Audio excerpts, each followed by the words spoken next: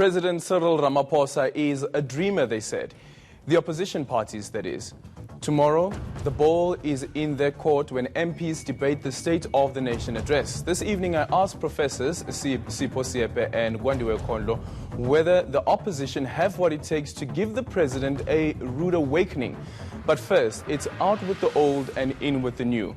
We have a live handover ceremony as the IFP's Mkhuleko Hlengwa fills the Scopa chairperson seat once occupied by Themba Godi. Both gentlemen will join me in a moment. My name is Aldrin Simpier and this is the Politburo.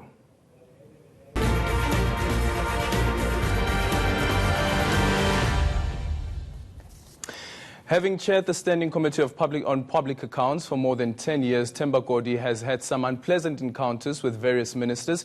He's also had to deal with one of the country's biggest social welfare sagas relating to the social grant payments. Is he taking a walk of shame, or is he exiting the Scopa chairperson post as a proud man? Mkhuleko Hlengwa is the new Scopa chairperson. He's young, he's ambitious, and has been in Parliament for some time now. But is that enough? Can the country afford to give him a chance? Themba Godi joins us on the line, and Mkhuleko Hlengwa is joining us live from our Durban studios. Gentlemen, thank you so much for joining us this evening, and welcome to the Politburo. Let's speak to Mr. Godi. Mr. Godi, thank you so much for being part of this discussion as well. How would you sum up your time as a chairperson of Scopa?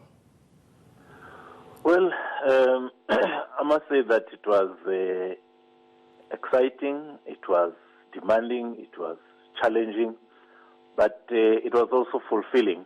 It was also enlightening, and I leave that position with my head held high, knowing that not only have I learned, but I've also given to that portfolio life and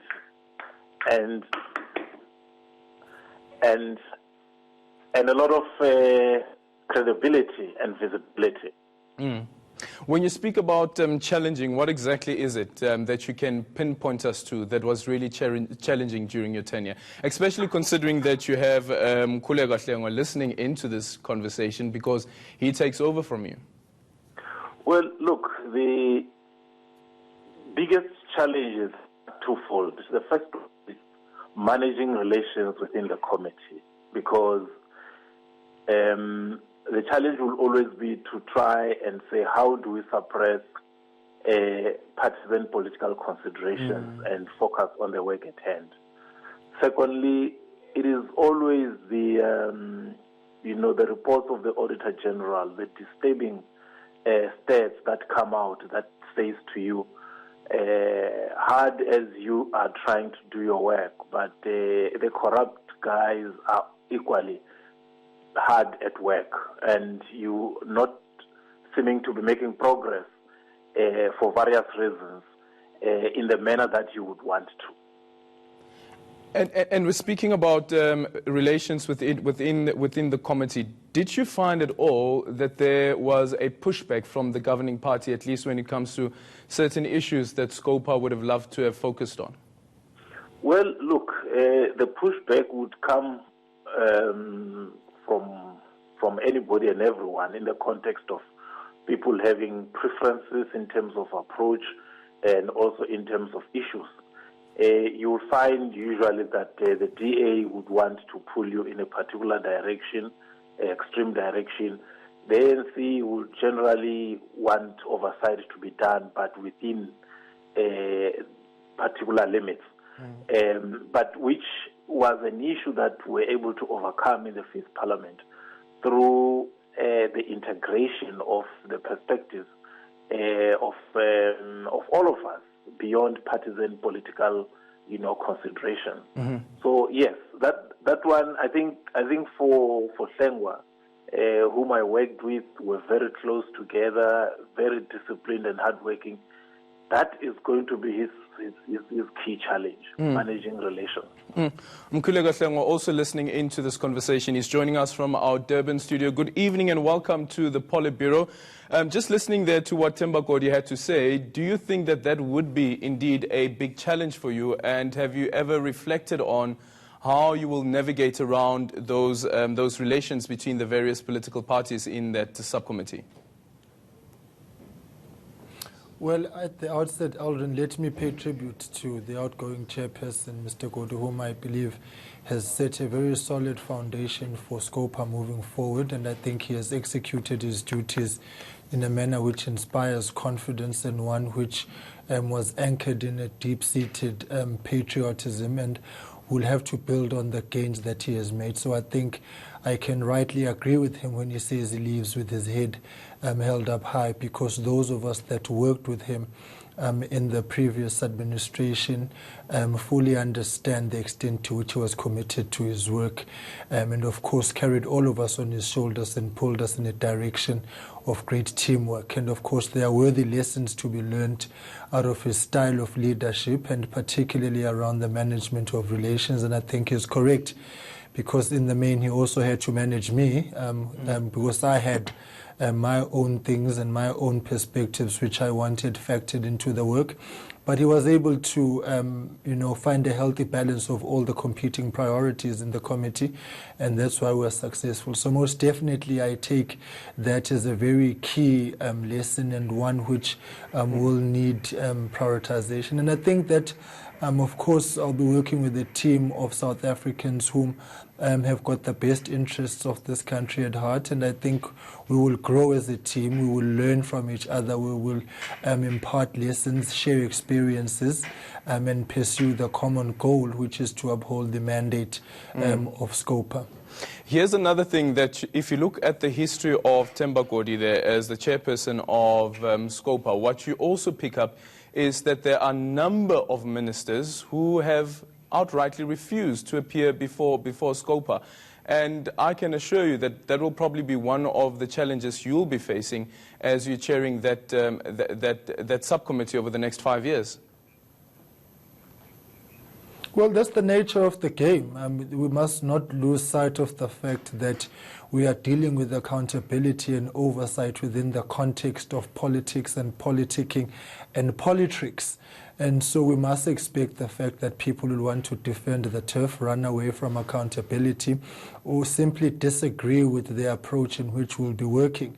But the bottom line is that we need to draw a line in the sand and not accept that kind of behavior.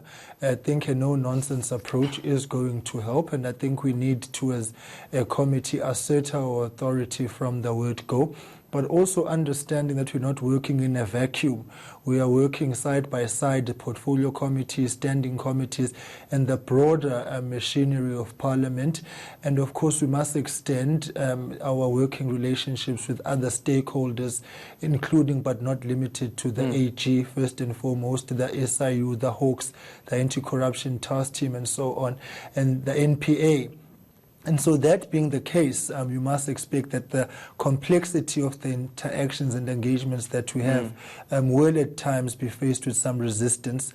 But the bottom line is that we've got a job to do, and that job also requires ministers to appear before us. And I think the leader of government business will be well served to communicate this message to ministers that we're not going to accept a situation where people go AWOL. Okay, and speaking about the ministers, there's also the SOEs, the various SOEs, and one of those being the PIC, which had previously said that it can't appear before Scopa because it needs to keep some of its dealings secret.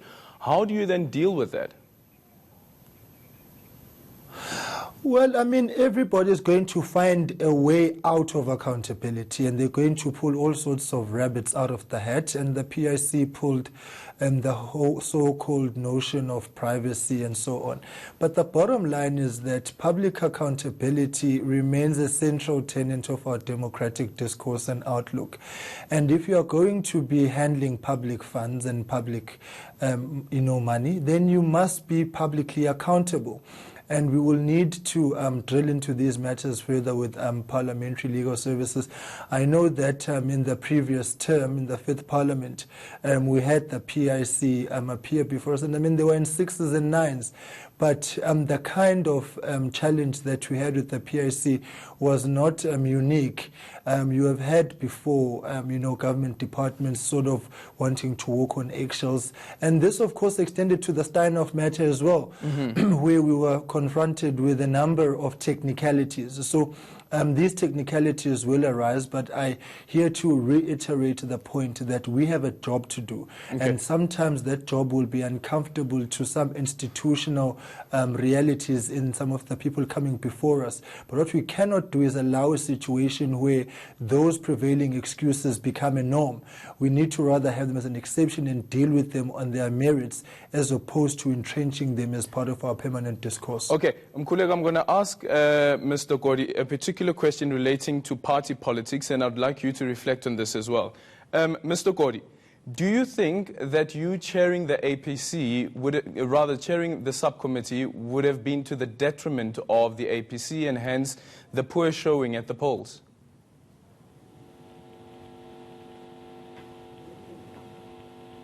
Mr. Godi, are you there? Mr. Godi, are you there? Okay, it seems that we have lost the former chairperson of Scopa, Themba Godi. But Mkhuleko, let me ask you that question. Do you fear at all that chairing this particular subcommittee would lead to a poor showing for the IFP at the polls, seeing what the APC has gone through? Well, I would not know the realities which confronted the APC, but insofar as the IFP is concerned, I think a great deal of thought by the leadership of the party went into this particular offer and the subsequent acceptance of it. And I think that we have got a broad and solid party machinery which will be able to function and one which will be able to carry the electoral prospects of the IFP and build on the gains of 2016 and 2019. Obviously, we're coming into the 6th Parliament emboldened by the electoral growth, but also keenly aware that success does invite challenges. But what we're certainly not going to shy away from is exercising this new responsibility to the best of our ability and consistent with the Constitution. And we are not going to use it for IFP politicking because we recognize the gravity of the situation confronting South Africans who expect their government to function within the prescripts of the law, and that accountability is a norm. So as the IFP, we have accepted this particular offer. And I think that we have done so understanding of the threats around it. What I do want to emphasize is that this offer does not make the IFP an extension of the ANC. Okay. We remain the IFP firmly rooted in our values, our manifesto, and our outlook, and we have solely accepted it on the basis that we want to make a meaningful contribution to our democracy. Final question, unrelated to the conversation that we're having now at the moment. The producers highlighting that there was an audio clip that had done the rounds on social media this afternoon. I don't know if you're aware of it, where you are alleged to have admitted to abusing someone. I don't know if you've ever been alerted to this. Those allegations have come before me. I'm aware of them, and I am consulting with my legal representatives. Safe to say, of course, that nothing could be further from the truth. And I think in the coming days, the person behind it will tell their story, and I am prepared to subject myself to any legal process. And as I've indicated to those that have got a keen interest in this matter, the same. And so should a charge be laid, I will subject myself to that. But I sit here confident that I'm certainly not guilty of the accusations made against me, and it's regrettable that we are reaching this kind of gutter politics. Can you confirm, though, whether it is you in that voice clip? Well, I've not heard the clip, I've heard the allegation. Okay, then thank you so much, Mkhuleko Hlengwa, the chairperson of Scopa, wishing him all the best. When we come back, we focus on SONA, which was all about dreaming, but the big question is whether the opposition have what it takes to give the president a rude awakening. Papa Mababa, after the break.